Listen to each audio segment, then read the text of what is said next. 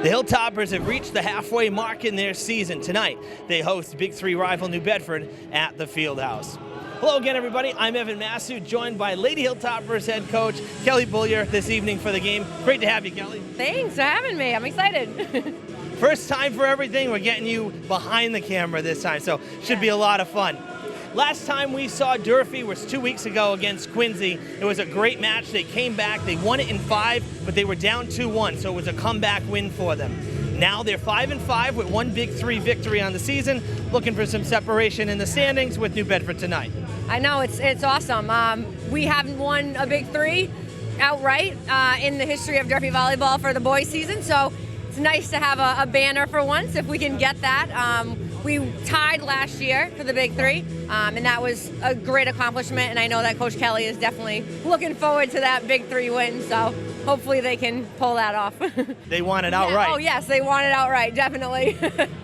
So one of the sparks for Durfee has been their senior setter, Cameron Branco. He's been really turning heads this year, and Coach Kelly estimates he has over 700 assists in 2 years starting. That's impressive. That's awesome. That's awesome. Jeff DeDona, who graduated a couple years ago and reached 1,000. Branco's right up there against some really good setters that we've had, and he's doing a great job. He's come a long way since his freshman year. These past 2 years, he's put in a lot of work, and it's definitely shown. So. Well, it's going to be a great match. We hope you'll stick around on Fred TV for all the action. We're serving up boys volleyball next. All right, we are just about ready to get things underway here at the Fieldhouse. Evan Massoud and Kelly Bullier with you for Big 3 boys volleyball. Durfee hosting New Bedford. First time Durfee's getting to see New Bedford on the season. They have that one Big 3 victory already against Brockton. That was very early on. But our first look at New Bedford. And, Kelly, I was talking to Coach Caturli before the game, and he says, they're 2-3. They've only played 5 matches at this point in the season. Durfee is already halfway done their schedule. Right. But they had to reschedule some games, he said, and so they're a little bit behind the 8 ball in terms of schedule, which doesn't give you as much game time, live action.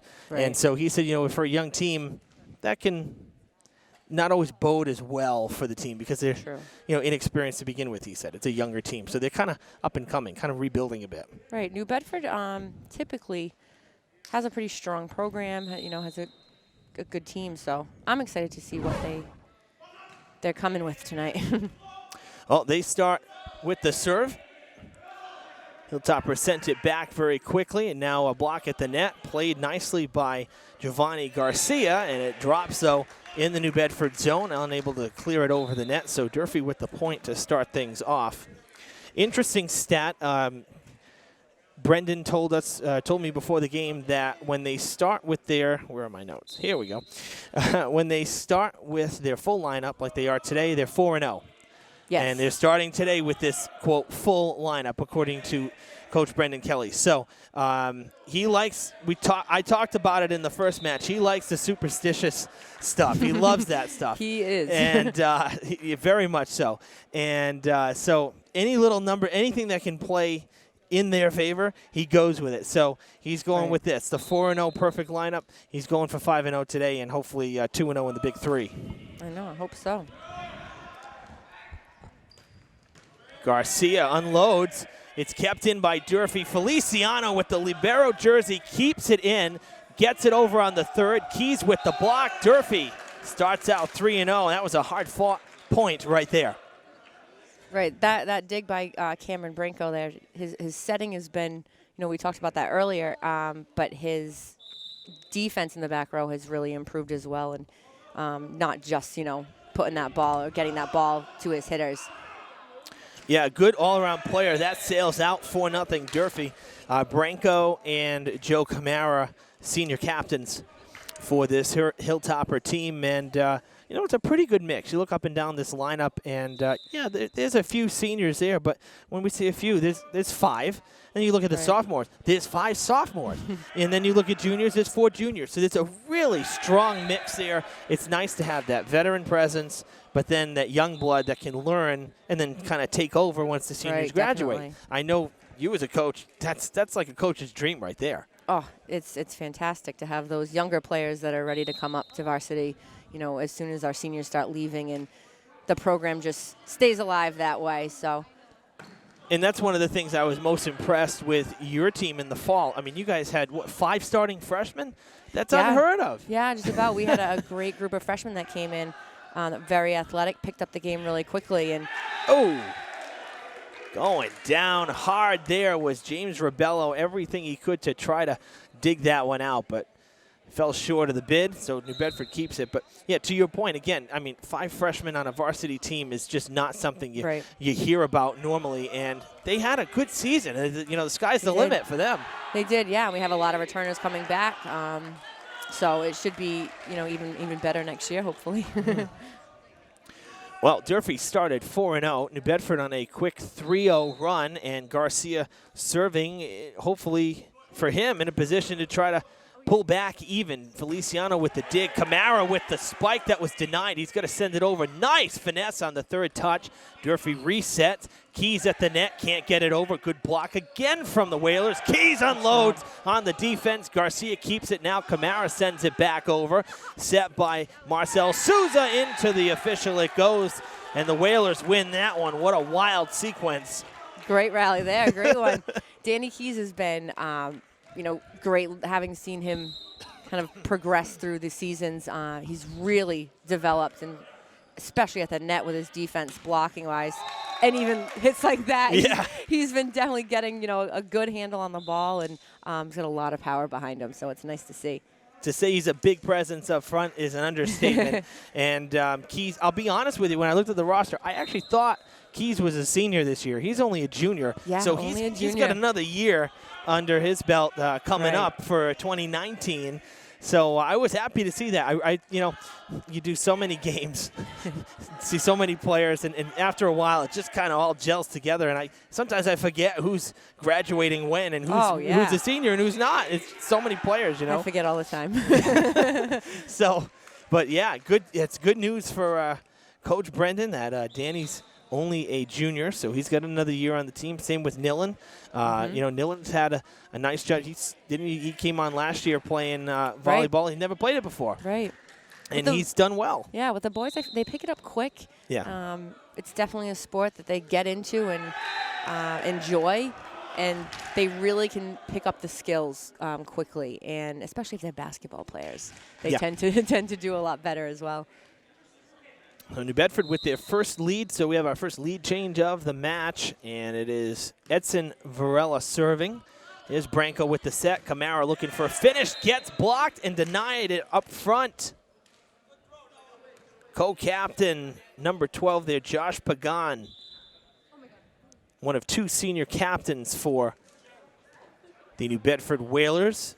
Pagan, one of them. The other, number 4, Clayton DeMello. I remember that name from I want to say football or soccer. Geez, fall seems like an eternity ago. It really does. But I do remember that name. On the serve for Durfee, that was Cardoso, a sophomore for Durfee. Good serve. That's out, sailing. Feliciano tracking the whole way, watching it go out of bounds. Cardoso had a nice game serving in that Quincy match. He had quite a bit of time behind the line there, kind of controlling the pace, and he had a good match. I do remember mentioning him quite a bit. He had a pretty good match there. Branco keeps it in play. Joe has to send it over. There's a set, unloads. Feliciano keeps it in with the assist from Rebello, but it sails out of bounds. That was a good job there. Those are the best plays that, you know, you're not expecting. Yeah. They stick with it, and they do whatever they can, and makes it more exciting.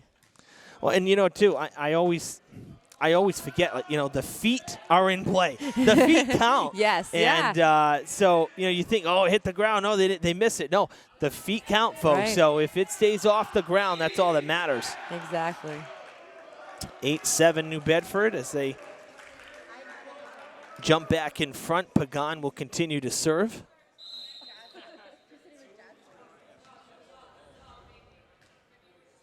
Good serve. Feliciano plays it. The set from Branco. Camara trying for a point. He finally gets one and beats that front line there.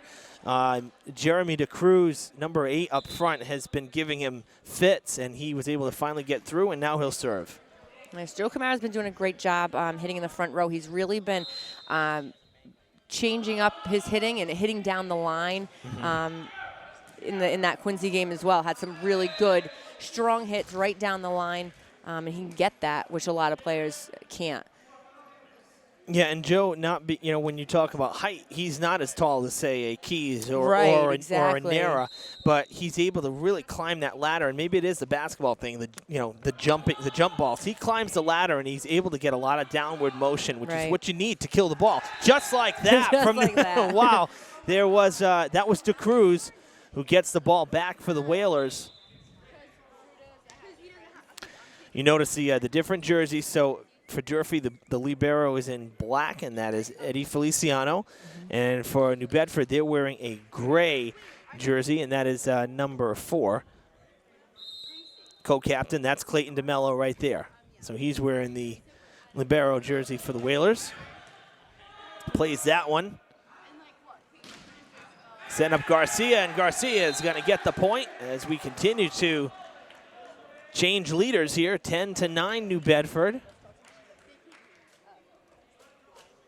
I think this is going to be a close game all the way through. Yeah, I think so. I mean, again, Coach Caturli, I thought, maybe being a little modest at first, saying, again, they haven't had as many games, so that kind of hurts you when you're trying to develop as a team. And, of course, Big 3 being super important, sometimes you can do too much. Right now, I think both sides playing clean volleyball. Right, yes, definitely. And that is out. Camara playing that line, but it sails just to the right. One thing that Coach Caturli stressed was got to stay positive, got to stay aggressive in a big game because you got to win 3. Right. So it's a long match. If you lose the first set, it's not the worst thing in the world. Right. I mean, again, Durfee proved that in the Quincy match. Another block, but it goes out. So Durfee's going to keep it as Nera went for the kill, but didn't touch it on the way back. Nice. Yeah, winning those 3 games. I mean, going up, the first match and winning, and then, maybe losing one. It's definitely kind of shakes your momentum a little bit, and so it's difficult to get back from that. So being able to kind of get those 3 right away is always nice. Well, of course. And, JV, though, we talk about that. JV did it the hard way. They lost the first set earlier. Yep. They came back, forced the third set. And they came back in the third set. That one was going long. Should not have played it, but they elected to. And they keep it alive. But, yeah, JV. Oh, Keys. Gives the Hilltoppers back the lead. So, but JV came back. They were trailing in the third set. And they still came back and they won it. So the Hilltoppers going for a sweep tonight. If they can win in varsity here, they'll make it a clean sweep. Nice deke there from DeCruz, but Garcia backing him up, couldn't get it over the net. Right, I like the set, though. Yeah, New Bedford is, they always have a quick offense. They're, running short sets, so their hitters are coming in fast, and our blockers need to be up and ready to pick all those up. That one drops in, makes it a 1-point set once again, so 13-12. And we're going to see DeMello on the serve for the first time.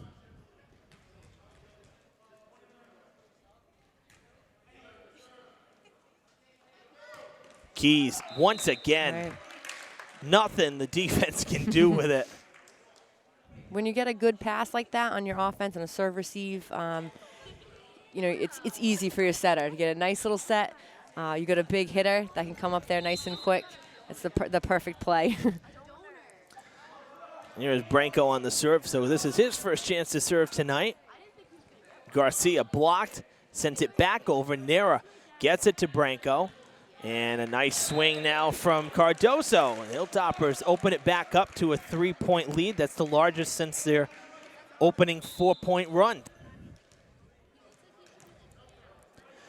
Branco was instrumental too. We mentioned his setting, but he was a big part of that Quincy comeback because that 4th set, when Durfee was down 2-1, they started on a 7-0 run with him serving to start that set. And he started the 5th set as well with some great serves. So he really good all-around player. Yeah, definitely.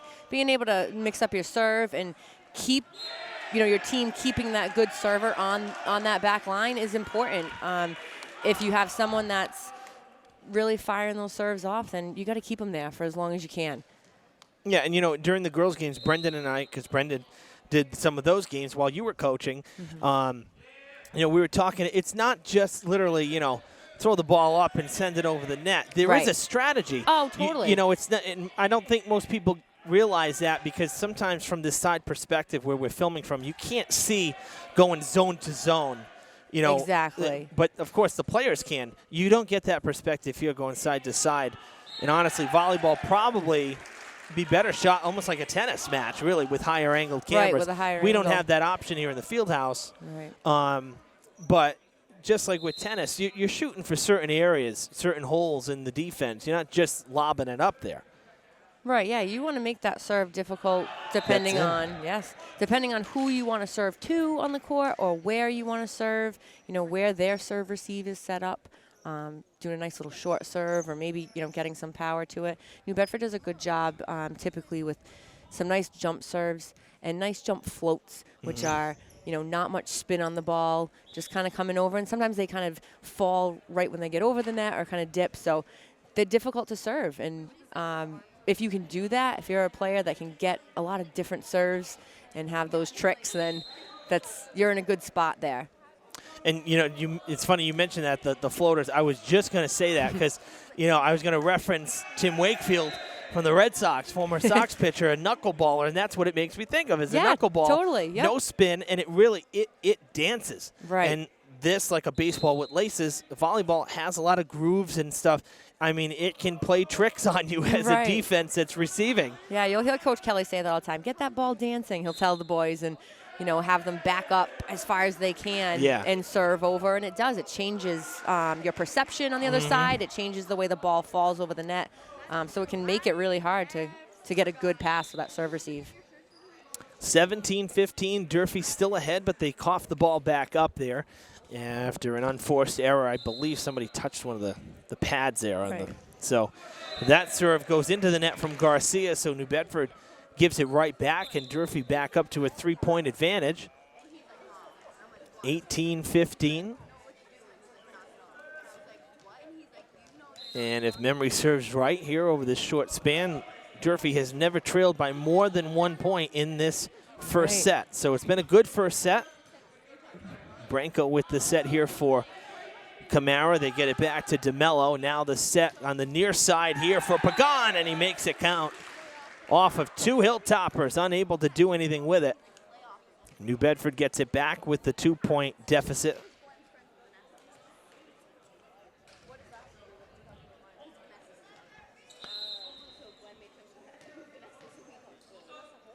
And serving here, this is Edson Varela, number 15.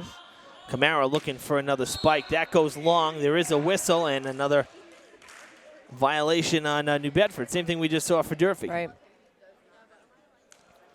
And we'll see Cardoso now. Everybody making the rotation. Everybody getting their second chances now to serve in the match.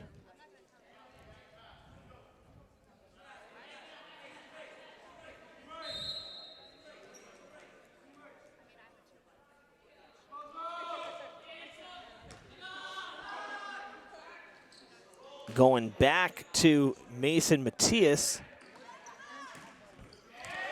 And that's going back. Feliciano keeps it up, but that's the third touch. Could not get it over.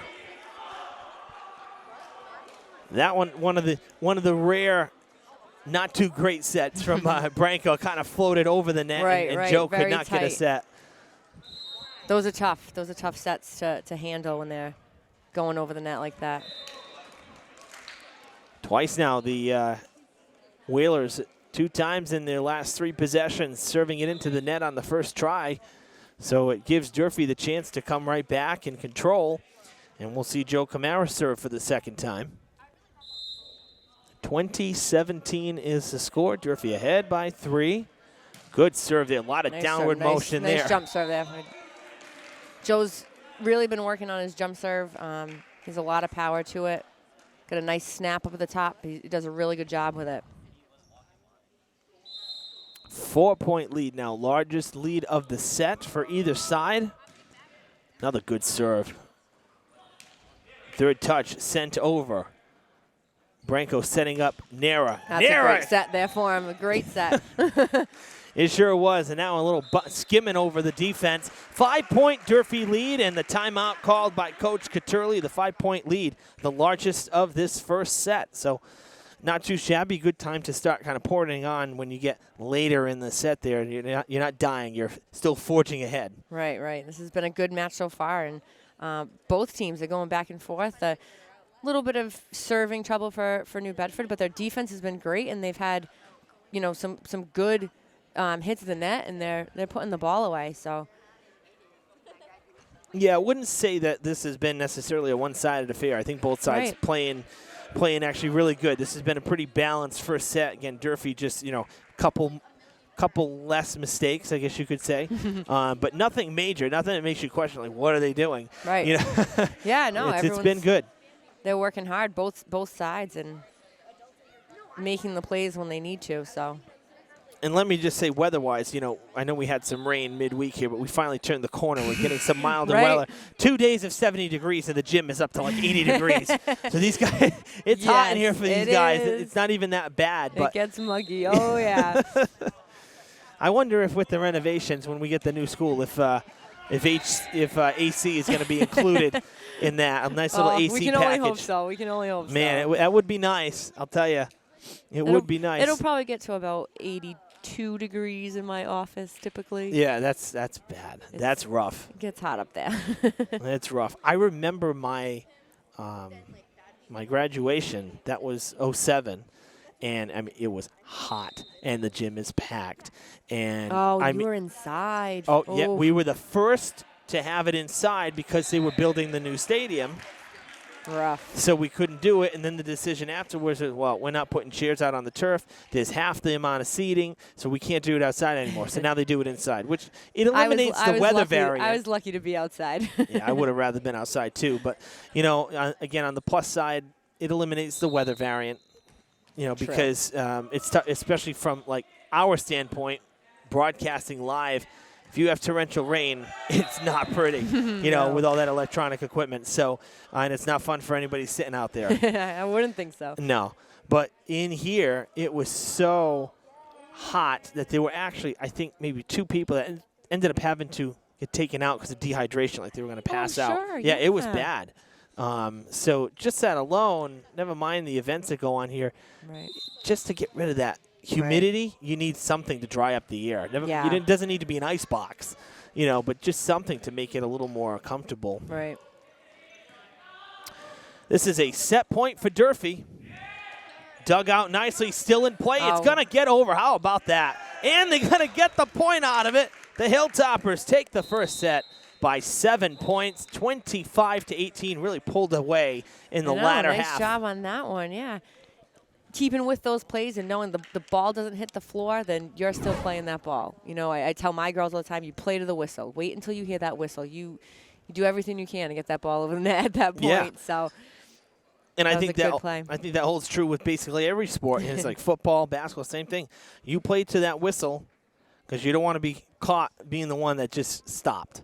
Right. Never wanted that. So 25-18, Durfee takes the first set, and they're up 1-0 in this best-of-3 varsity match.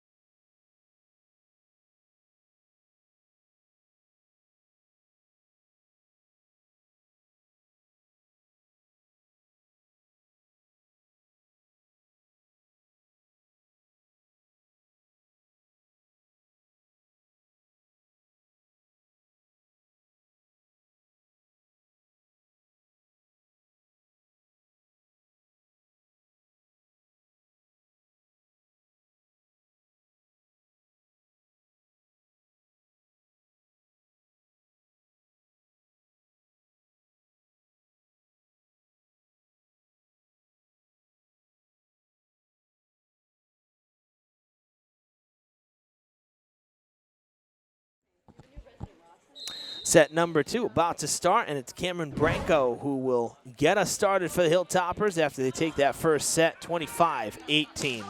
Evan Massoud and Kelly Bullier with you on Fred TV. It's Big 3 boys volleyball. And the Whalers start off ahead here in the first set. So Durfee started ahead in the first, and now, I'll correct myself, not the first. The Whalers start off ahead here, get the first point of the second set. So, again, we think superstition. Maybe Coach Kachurli's thinking, well, we got the first point, we'll win this set. Anything that's positive thinking, right? You never know. Coach Kelly would be thinking something like that. Yeah, he'd be like, oh, darn, we're going to lose this set now. So I've known him for many years, and yeah. He definitely has the superstition is strong in him. Yeah. I wonder if he watched the Bruins Game 7 last I'm night. sure he did. And, you know, I mean, we talk superstition. My uncle used to be so bad. If he was sitting in a certain position when he was younger and watching the game and they scored, or the Pats scored a touchdown or something, he'd sit that way the whole rest of the game. He wouldn't move because he thinks that his position, his body position, sitting watching a game has an effect on the outcome. But you know, it's fun. It's fun. That's part of the fun of sports. It's always little things. It's a healthy superstition. Coach Kelly's thing is on the ball cart, the lock on the ball cart. He'll change the number when we're done at the end of the day. Make sure all the numbers are on a certain number. Really? Recheck. Yeah, it's just his thing. Interesting. That should be in. That was borderline. They're giving it to Durfee. That was very close. Coach Kachurli not arguing. He's right at the line, so it must have been right on that line. You know, that's a difficult call to make. Sometimes, I mean, as a coach, I want to always make that call, you know, and I get angry with the ref sometimes. But being up on that ref stand and looking at that line, and especially in the boys' season, they hit that ball hard, and it goes fast. And sometimes you're making a judgment call. It's a difficult angle sometimes, and it's tough the ball's to see. going away from you, so it's really a blind line. Right. When we talk about superstition, one of my former teachers who is sadly since passed, Mrs. Moretti, she was head of the teacher academy here. I had her my sophomore year. I had her here, and that was when the Sox won the World Series in '04. Nice. And she told me, she says, "Don't you worry, because we're down 0-3 to the Yankees, right? You know, all hell's breaking loose basically in Boston. Everybody doesn't know what's happening, and she said they're going to win because they're going to win the World Series." She says they're going to make history, and she said, and they're going to play St. Louis. St. Louis is going to the World Series, and Boston's going to the World Series, and it's all because of the rule of threes, because they've played each other twice, and Boston's lost both times in history, 46 and in 67. She said they're gonna meet in the World Series, and Boston's gonna win it, and they're gonna reverse. They're gonna reverse the curse. I know, and they did.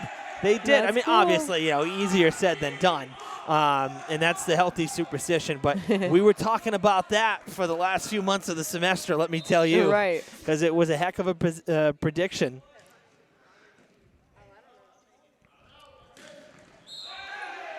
Kamara with the spike.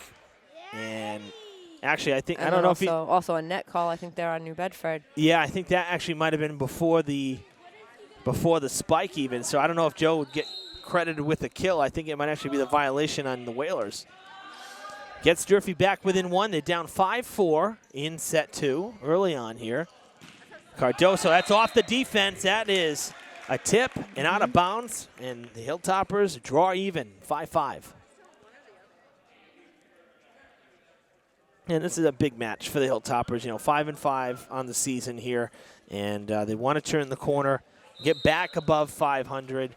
And, one thing that Brendan said was midway volleyball is totally different from early volleyball. Right. He says, and now once you get to that midway point, it's time to kick it into another gear. Oh, yeah. And it is. It's amazing how quick the volleyball season really is. Oh, it goes by so fast. You're playing typically almost 3 games a week, 2 to 3, and it flies by. And especially when you're kind of back-to-back sometimes with games. Yeah, and I mean, you never have weather to contend with. You're indoors. Right. You're not dealing with snow. You're not dealing with the rain doesn't matter, but you're not dealing with snow where it's a driving hazard. I mean, it's really you guys play no matter what. Yeah, yeah. Nice dig, kept in and over by nice Feliciano. job by Eddie.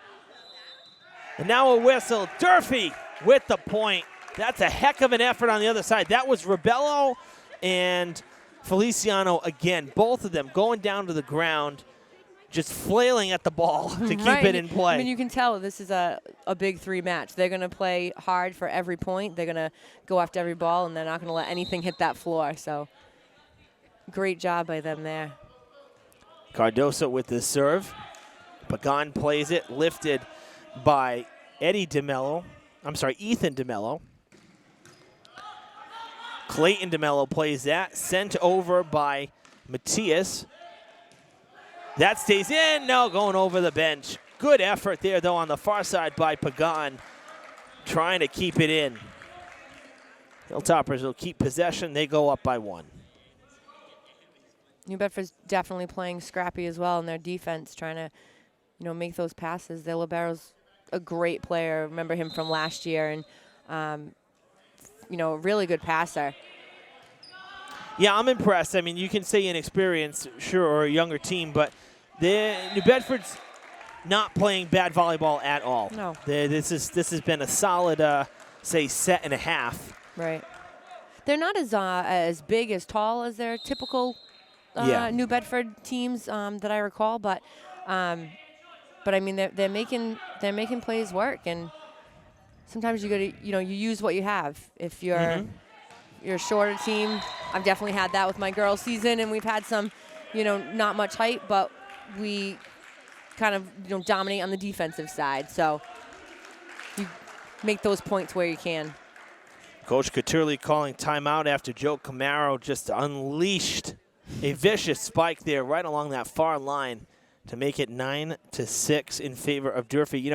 Looking at the roster for New Bedford, we say they're a young team, but I think it's young in terms of experience because really, for the most part, it's juniors and seniors. There's quite a few seniors on this team. Only one sophomore, and that's Ethan DeMello, their number 7, who was just in that last rotation. So they're actually an older team by age, but maybe not so much by experience, Exactly. And it's tough to do with, we're always trying to get our players to play more, to play in the off season and pick up leagues or even camps and things like that.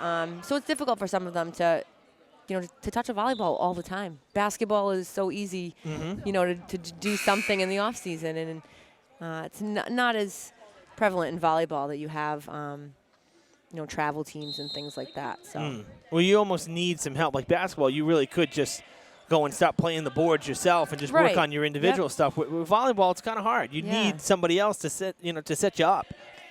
Floater, too long. And the Hilltoppers give it back to the Whalers. Well, it's been a pretty good school year here. I think the highlight being that very rare defensive Thanksgiving Day game with the Hilltoppers won it 8-6 in football, but it's been a pretty net violation there. It's been a good school year so far. Obviously, far from done. I think if anybody were to say if you pick maybe the biggest disappointment is, I'd say just because of the stature of it, is the boys basketball team not making the tournament this year was definitely a tough pill to swallow for everybody. The team, the players, Coach Guimond, they all want a nice job there on that kill by the Crews. I mean, we're all pulling for them. It came down to the last game of the year, and unfortunately they had the unpleasant task of going up against Attleboro. We always seem to close against Attleboro, and they have our number for sure. They were a tough team. But, the boys will be back next year. There's a little floater for you. Little knuckleball serve. Nillen, soft touch. That's still in play. One heck of a job by the D, and it falls in. Whalers with a chance to pull even here. 10-9 Durfee. The baseball team, talent-wise, they a lot of the guys back from last year, and they had a great run in the playoffs. Right. They didn't lose too many guys, which is good. So I'm looking forward to our first baseball game, which I'll be honest, folks at home, we had one on the schedule this week, but got postponed due to the rain. Just a lot of rain middle of the week here, and Skip Lewis Field does not like the rain. That's for darn sure. So don't worry, we'll have some baseball and some softball in the coming weeks. The Hilltoppers, actually, baseball-wise, started on the road with 8 straight games. This was supposed to be their first home game. Then they were going back on the road for another 2, and then they were finishing the season at home with 9 straight games, just like they did last year. So part of it's been weather. Part of it has just been the fact that they're not around yet. So we'll be seeing the baseball team for sure, and I would fully expect once they get rolling, I think they'll get in the tournament this year again, just like last year. Coach, I was talking to Coach Elmschneider while JV was playing, because the boys were in here taking swings in the cage because they can't outside. Yep. And Coach Dave told me, he says, we got to play 15 games in 29 days. Wow. Yeah. I'm glad I don't coach in the spring, in the outside, because it's crazy that this weather's just been nuts, and the rain comes, and we see it at practice, and we all get crammed in here for practice after school.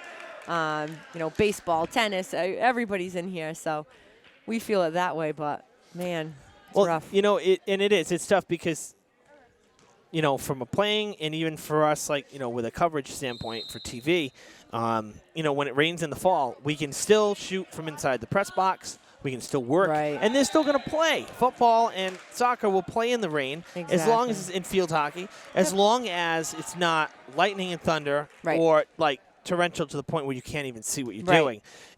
They will play. With baseball and softball, you really can't. I mean, if you get any kind of steady rain, that's it. You're done. Yeah, the fields are a mess at that point. Yeah, and we know it takes an abuse. So Hilltoppers 15-10 here after that last point. So a 5-point Durfee lead coming into another New Bedford timeout. But, yeah, I mean, it's going to take a lot of coordinating with the starting pitchers for Durfee as well. I mean, they got Tommy Lambert back. He had a great year last year. And this year, senior pitcher with Zach Souza behind the plate, senior catcher, one of our Fred TV kids. So just right there, that Tommy's your ace.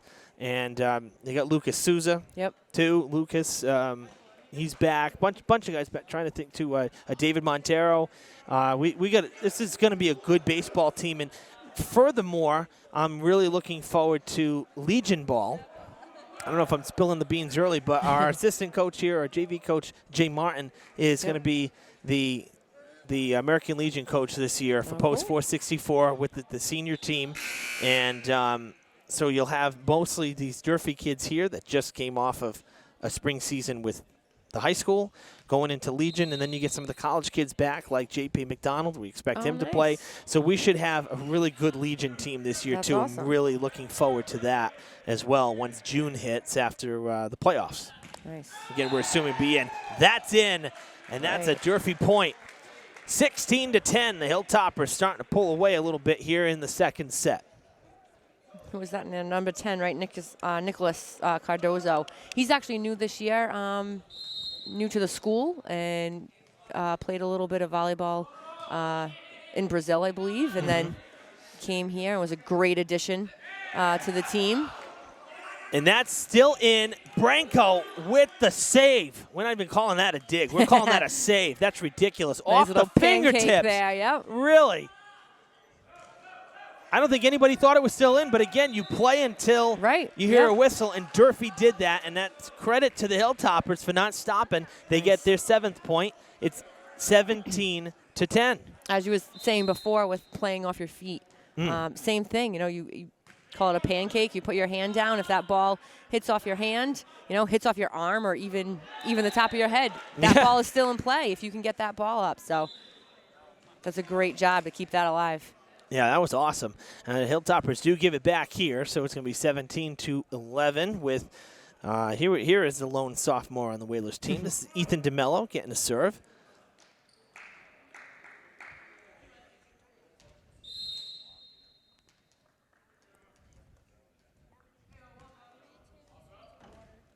That's a good serve. Bounces right back. Hilltoppers can't set it. Feliciano to Branco, far side. Keys with the kill. Nobody in that spot. No one was getting there either. Danny's big up there. I mean, especially with those quick sets. He's right on top of the ball, and there's really no stopping him, you know, at that point when he's hitting that ball pretty much straight down. And if there's no block there to kind of slow that ball up, it's really tough for your defense to get under that and pick that ball up. Yeah, and I would imagine the quick sets, you know, make it more difficult for the defenders at the line, at the front line there to get set as well on a block, timing-wise. Oh, definitely.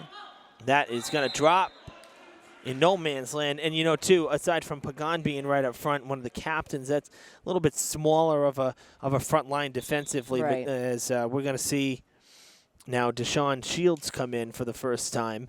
But then they also have up front there number 3, Marcel Souza. So not the biggest front line, not like when they had DeCruz up front and Garcia.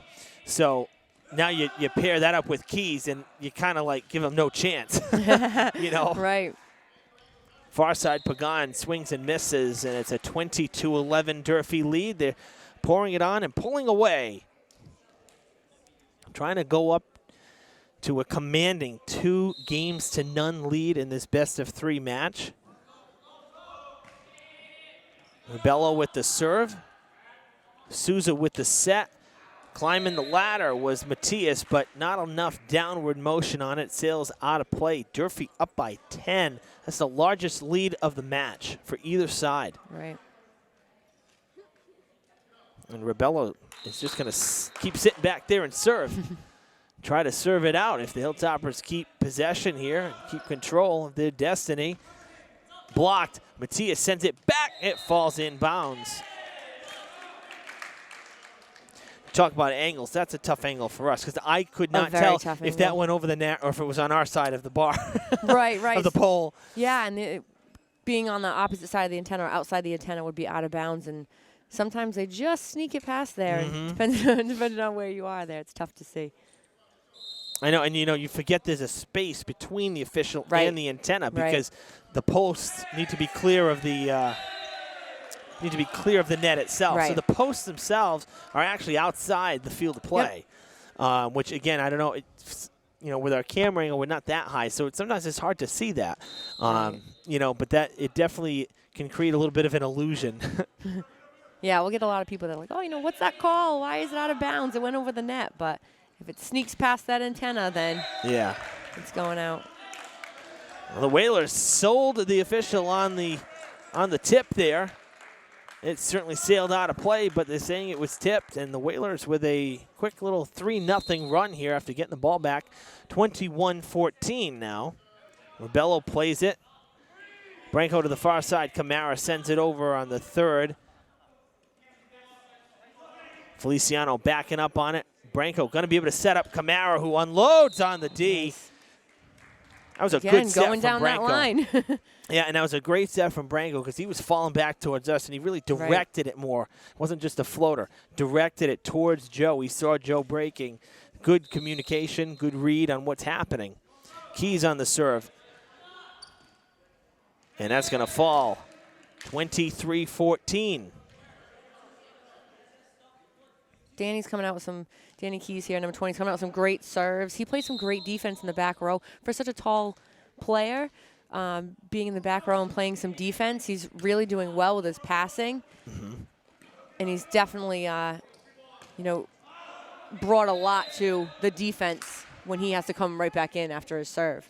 I would imagine that you reference his height as the ball's falling towards that back line. It must be harder being taller, right? Because you got to really get down and dig it out. You really got to get under that ball. Sometimes you're thinking it's still in play. Yeah. If it's sailing over your head, it's probably going out of bounds. But for a lot of times, you know, you're going to think it's in. This is a great pass there. It was. And this is a set point for Durfee, but they're going to lose it, and they lose possession. So the Whalers keep it alive. 24-15. The Hilltoppers were trying to close it out with the service game. Could not do so. And it gives the Whalers second life. Josh Pagan on the serve. Rubello, I think it came up and kind of hit him in the chin a little bit there. His head jerked back like it might have graced maybe the nose or something. Out of play. Hilltoppers will take the second set in convincing fashion, a 10-point win, 25-15. Durfee up 2-0. Looking for a sweep.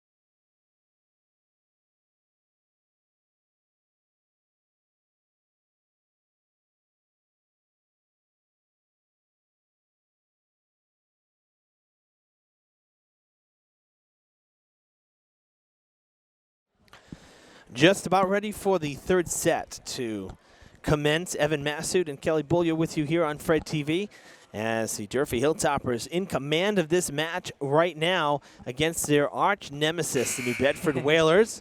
A 2-0 advantage in the best-of-3 set, a best-of-3 match, I should say. And starting this third set is Marcel Souza on the serve. And a nice start for Durfee. That was a good swing by Keys. Whalers have to send it back. They're going to set up Keys again. No, they go to Cardoso for the spike and the opening point. And we were just talking in the break here about superstition, right? Again, it just seems to come up. It does. And with Coach Kelly. And we were talking about, right, how if New Bedford does not come back and Durfee holds them off, you will have to broadcast with me for the Brockton game I will. And potentially any playoff game down the road if it's home. I'm sure. You know that, right? I know. It's funny. It'll happen though. It'll happen. It'll be wear that same outfit and yeah. and be on the mic. He'll definitely tell me that. Yeah, he'll be like, yeah. What were you wearing for that game, Ev? Huh? I had, He'll have the the polo same and outfit on too. He'll have the the black same shorts. sneakers. And he'll be like, yeah, Ev, you gotta wear that. You gotta wear that for us, Ev. This, and you gotta be there early. We're talking at the same time, And Kelly's gotta be involved. Right. Yeah. You gotta keep it that way. He does the same thing with basketball. Have you noticed his sweater vest in basketball? Oh, I know. And because so he makes me wear my Columbia vest, and if I don't, it's a problem. Right. And so he determines wears my ones. attire. I'll tell you, yeah. The kids bought him a sweater vest one year. Oh, that's cool. That was that's cool. gift. He must have loved that. Yeah. Yeah, and that's all right. We're goofing on him. He's not here to defend himself, but It's it's all fun. It's all fun. I've known him now for 15 plus years. Yeah. So I think we can do that. No, and it's the same thing with me here, too. I mean, I'm superstitious to an extent as well. And I'll tell you a good one, too. My dad has what we call the lucky shirt. And it's this like, old polo that he's had forever. He doesn't wear it. It's just there. It's just there. But, hey, our first ace, Keys, right? Yeah. courtesy of Keys. Nice serve there you go. But, like, I'm not even kidding you. This goes back to, like, 04. Okay? The shirt has 0 losses in big playoff games. It's sick. I don't even understand. I can't tell Brendan about that. Do not. Because he'll be like, can your dad wear that shirt against, for the Brockton game or something? Have him can come. Can your dad come to the game in that? Can he come to the game in that shirt? But just, if he doesn't want to show it, just have it like an undershirt. Have it under something else. I'm serious. Wear it like a cape. Just have it around his shoulders or something. I'm serious. I'm not even kidding. It's amazing. It's a good luxury. We joke about it, and all I'm saying is that the last big game that it was worn was when the Pats came back against Atlanta for the 5th Super Bowl. I'm not even kidding you. He was already in bed when I got back home. Because I went to one of my friend's house. He left it on the chair, so I knew he wore it. It's the funniest thing. I think everybody's got a little bit of that in them, and oh yeah, because it's just it's just for fun. We'll see if it works this time. Right, you know what I mean? Exactly. So, hey, Durfee up 4-3. They just came back. It was tied 3-3. So now 4-3, and we'll see Cardozo serve. It's been a good match for the Hilltoppers. If you're just tuning in, I should say. Durfee has really played very well, solid, very few mistakes. And to be honest with you, with the exception of, say, the last maybe 10 minutes of that second set, New Bedford played pretty much mistake-free too. There was a lot of breakdown in communication, I thought, towards the end of that second set. But it was also a different rotation of players. We're seeing Coach Caturli throw in, I think, some of his maybe non-starters because there's some players out there now that really hadn't played much of that first set or the beginning of the second set.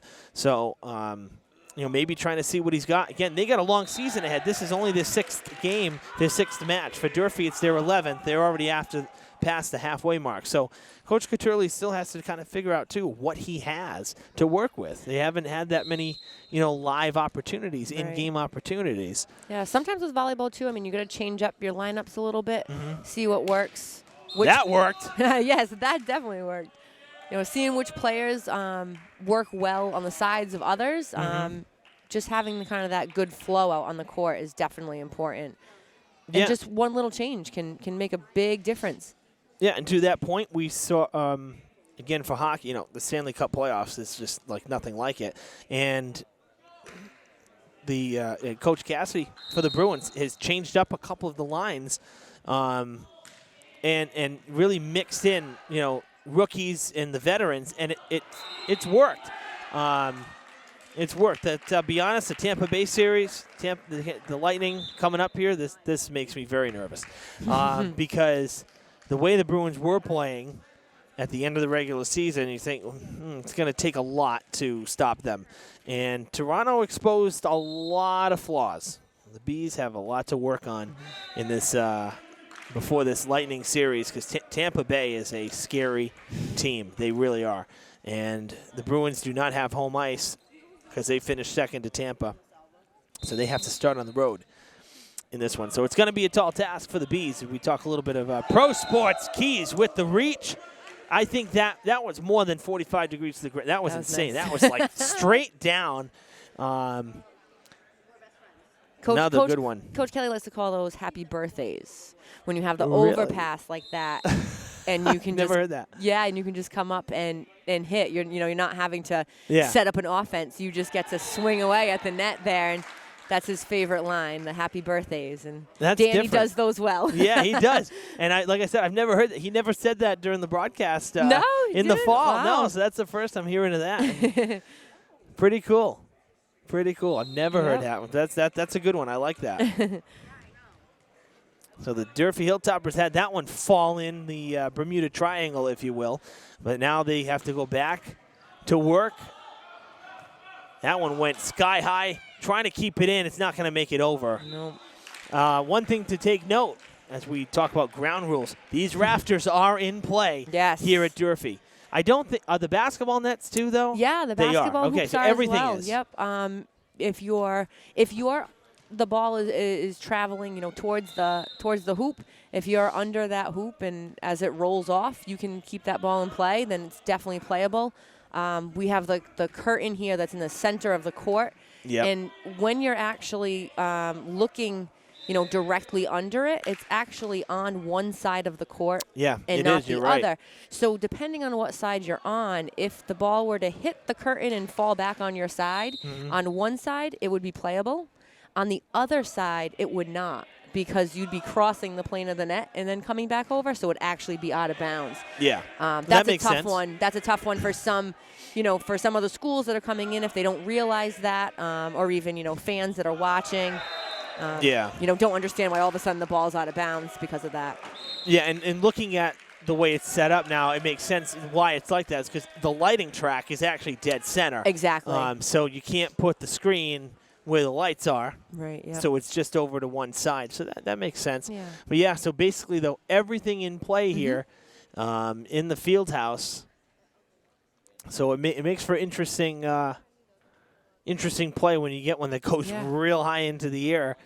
We often throw a volleyball up there during practice just to see. Let it bounce around and play off of it. I've kind of gotten that a little bit from our fellow Barnstable coach, Tom, over at Barnstable. He goes into a gym and he'll check it out and start throwing some balls up there to see if either his boys team or the girls team can work with that and know what to do with it. It's definitely for us kind of an advantage because we're used to it, and maybe some other schools that don't have that, don't really know how to follow that ball as well. No, never a bad thing. Again, it's about being prepared, doing your homework. Yep. And in your home gym, absolutely, you got to be prepared for everything. And in fact, another little obstacle I'm noticing actually is that there's one of the side basketball nets are actually down right now. I didn't even notice that until just now when we're checking everything out. That one must have forgot to put it up after gym this afternoon. Right. Keys still in play. Nice job by the Whalers deep. Pagan was there. DeMello was there. That one's going to sail long. And the Whalers get the point, and they earn that one right there from a defensive standpoint. Right, nice job on that.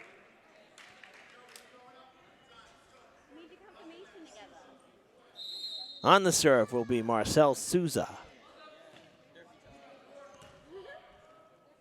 Branco setting up Keys. Oh, he faked them out. And the Hilltopper's going to get it. And the net on that as well. Yep. Faked out the power swing and just lobbed it over. And nobody was expecting that. No, myself included. Right, after seeing Danny, swing on a lot of balls and have some really hard hits, it's nice to kind of change it up once in a while. If you see that hole on the floor, as we call it, and see an open spot and putting the ball down where it needs to be it's going to get you that point. Doesn't always have to be the prettiest thing. No, of course. A point is a point. That's it. A point is a point, and the Whalers get one there. The Hilltoppers can't block it. It snuck down between Keys and the net. So quick service game there for Rebello, and it goes to DeMello for the Whalers. Oh, no, we're actually going to see Nelson Roman going to serve now. DeMello was just fetching it. So Roman will serve. Right to Kamara. Branco lofts it up. And Kamara sends it over on the third touch, trying to set up that far side. Another missed block. As that falls in, Matias will get credited with that. And the Whalers keep possession. So two missed blocks right there, or botched blocks, if you will, from Keys up front. Right, Danny trying to reach for that ball, seeing it off to the side there, and just that's a tough play. And that one sailed out, so now Keys will serve.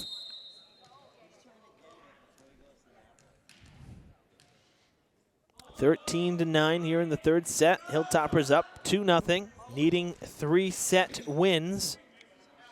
for the match. Camara, nice job by Pagan there to block it, kind of swat at it and break it up. And going to go back and set up Cardoso. Goes right to Souza. Now DeMello with the set to Matias. And it's still in play, and a whistle comes. It's going to be Durfee with the point. Back up to a 5-point game. All right, both teams are working hard here and defensively and just, being scrappy, trying to pick everything up and keep that ball alive. That one going into another time zone. A little short there on the set from New Bedford. And, looking at, we talked about Cam being, such a good setter. New Bedford said this. He has great hands, is putting the ball, up for his hitters there, and he's doing a really good job. Keys will continue to serve with his team up by 6 points. It's a set high.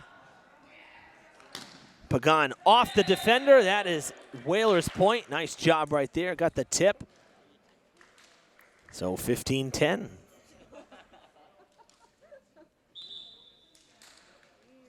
A lot of subs right now for Coach Katurli, really moving things around. Hilltoppers pretty much standing pat, not too many substitutions. As we're going to see now, this is number 9. This is Alex DeGracia, and that falls in for an ace. Whalers' little first lack ace. Of communication there with with the Hilltoppers. Yeah, just a little flyby. And it dropped right in front of the line, so good for the point. And again, that's about, strategizing where you want to put the ball to on the service game. And that bounces back. Hilltoppers, I'm sensing a timeout if this draws even here, because some little miscues here that not looking as sharp over this maybe 5 or 6 point stretch. Feliciano can't return it. Now a 2-point match. We were at 6. It's now 15-13. Right, communication is so key in volleyball, and who's getting that ball, and if you're not talking to your teammates, it can really, you can really suffer there, and it shows. Camara got the set and unable to do anything with it was DeGracia. I was just going to say maybe it's because Brendan was kneeling. He wasn't kneeling the whole time. And he's been standing. Like, Brendan, get up. Don't kneel. Stand up. You're costing us points. Just a little loss of momentum there. That was it. And they needed to just kind of get that side out and get back the serve. Durfee's been doing a great job serving. They haven't missed many serves at all today. Yeah. And a whistle. We have, Joe Camara in the net on that call. A tough call there. The whistle didn't come immediately that time, right. So I think everybody thought it was still in play, which is why Joe was hustling our way. And the Hilltoppers get the ball back. Yeah, some of those net calls are tough. I mean, that last one on New Bedford here, an obvious net. But sometimes when you're going up for that block and you barely graze it, and no one, the net doesn't move too much. But with the ref being right there, in the line of the net and the sight of it, they can see it so much better than what we can. Oh, absolutely. And they do. They have the best vantage point. That's why they're up on the.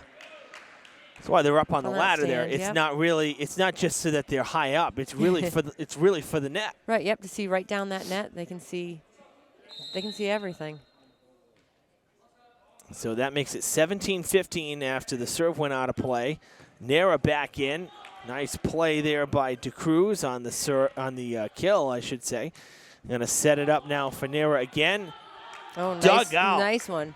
DeMello keeps it going, sends it back over. And trying to catch him napping was Branco. It's coming back. No, off the lights. It's still on New Bedford's side, and they can't do anything with it. That was kind of wacky right there. I was expecting, a Hilltopper to go up there and put their hands up to block that just in case, but I got a little nervous. They kind of maybe saw what we didn't see coming from this side of, that wasn't coming over. It's going to give Eddie Feliciano the ball back. He'll get to serve now with his team up 3 points here in the third set, looking for a sweep of the Whalers. It would give Durfee a 2 an O record in the Big Three, which is, you know, pretty much commanding when that's half your games and you've won them. Yeah. You know, so. And having the win against Brockton under your belt already, that's huge because they did that. Right, they did that on the road, right? Yes, that was at Brockton. Yep. That's major right there. That's big time win to open the season. And that was a 3-game sweep of Brockton. So yeah, I'm sure big Coach time Kelly will win. be feeling pretty good after this. For sure, if the Hilltoppers can hang on, again a commanding 2-0 lead, and up by 2 points here in this third set. And we'll see Clayton DeMello serving. Camara plays it. Branco, quick set. Keys, quick swat at it. And it's going to be Durfee with the point. Another net violation. And while we're resetting here, let's just take a quick look at the road ahead. So Durfee home right now against New Bedford. Then they're heading to Quincy on Monday. And then next week, 2 more home matches. Wednesday, the Brockton game. And then Friday, Taunton comes to Durfee. So 2 of the next 3 at home. Last home game of the season is the 16th of May, and that's against Barnstable, who they swept yesterday on the road. That was another. Another big win. It was a great one. Yeah. Now for New Bedford,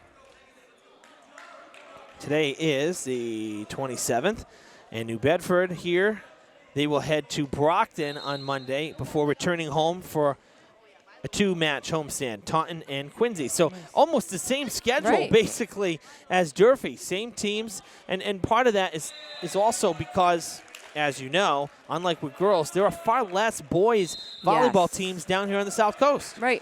We have to travel quite a bit for the boys' season and, you know, pick up some more teams that we typically don't play in the girls' season. And that's why, like, teams like Quincy have become such rivals because play them every year, and it's kind of by necessity, not so much just by choice either. Yeah. So now a 5-point Durfee lead sparked the timeout. 21-16 here. Hilltoppers 4 points away of a clean sweep in the match and on the day. Again, JV 1 in 3 earlier, coming back. And here, varsity trying to make it a clean sweep of the Whalers here at the field house. So, and to answer your question at home, if you're wondering, yes, that Brockton match next Wednesday, we will be here for that one. So we'll have that one covered as well. And as I said, too, hopefully by that point, you know, the baseball team will kind of be returning back home now to play out the rest of the season. Hopefully it kind of dries out. We're looking at it's supposed to get pretty warm, but next Tuesday, Wednesday. Yeah, so that's actually really big because hopefully it'll help dry things out a little bit too. Right. At Skip Lewis Field. So here's hoping. As a phys ed teacher, that's always nice to see, the nice weather, because we've been stuck in here, I know, you know, all winter. And to get outside, a couple of the classes went outside this week, and to get the kids outside will be fantastic. We need some good fresh air and some vitamin D. Without a doubt. Without a doubt. Souza on the serve just trickles over the net. Camara's got to send it over on that third touch. Pagan to Feliciano. There's the Raptors kept in, but that's going to be the third touch. Great reaction from Branco to redirect and even get a hand on that ball. That's a couple times we've seen that today. Now a 3-point set, 3-point game. Far side, good swing there from Giovanni Garcia. And DeMello's going to continue to serve. Oh, my bad. Souza's going to serve. Yes, Souza's still serving. DeMello's mixing me up. He keeps traveling back. Just helping behind out his teammate there. Yeah, I know. He's messing me up. Another good serve. Feliciano with the set. Coming to the near side, Pagan, soft. Dug out by Camara, sent back over by Keys. Down! The comeback is on for the Whalers after that timeout. Not sure what Coach Caturli told them, but it's a 1-point game. That was a great play there. And their serves, I mean, it's not the strongest of serves that we've seen, but Durfee's having a tough time with the serve receive and trying to get, you know, a really good pass to their setter so that we can really attack the ball. That was tipped, and Durfee's going to get it back. Nilanera gets credit there with the kill. And the Hilltoppers now back in control, and they're going to look to James Rebello to try to get these last 3 points without coughing it back up.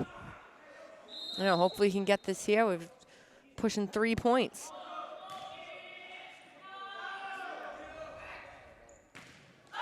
The block, but it's out of play on that block. Nice. Off of Joe Camara. Definitely a tough one there for Joe, and the way he was angled as well. It's really tough when you're blocking to really angle those hands and get yourself angled back towards the inside of the court and keep that ball in play.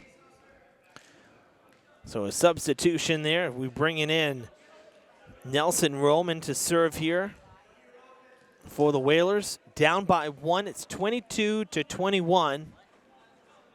You got to win by 2 to take a set. So if this is still tied at 24, you got to get to 26. Right.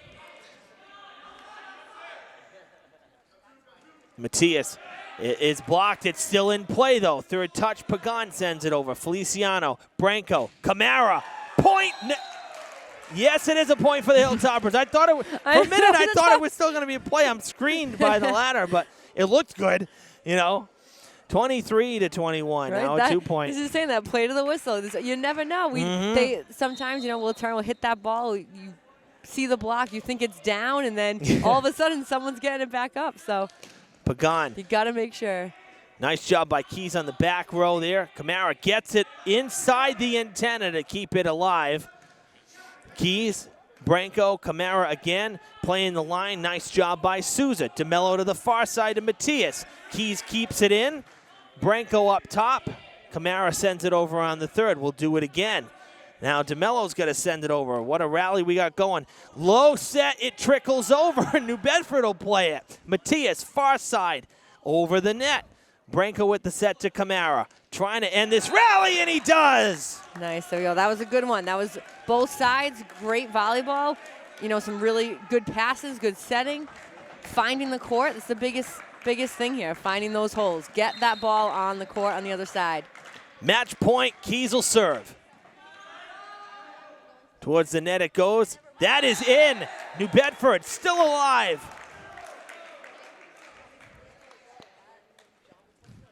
It is 24-22.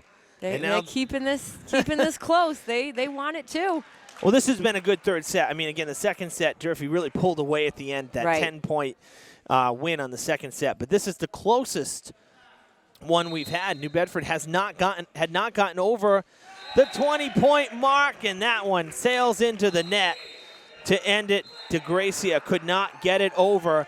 25-22 the score in the third set, and the Hilltoppers take the match with the sweep of New Bedford. Nice Get job. out the brooms. 3-0 the score, and the Hilltoppers with a 2-0 league record. They jump over the 500 mark to 6-5 overall. This was a good match, and this is one Durfee needed to take care of. They definitely had more of that, I'd say, veteran presence, right? More experience.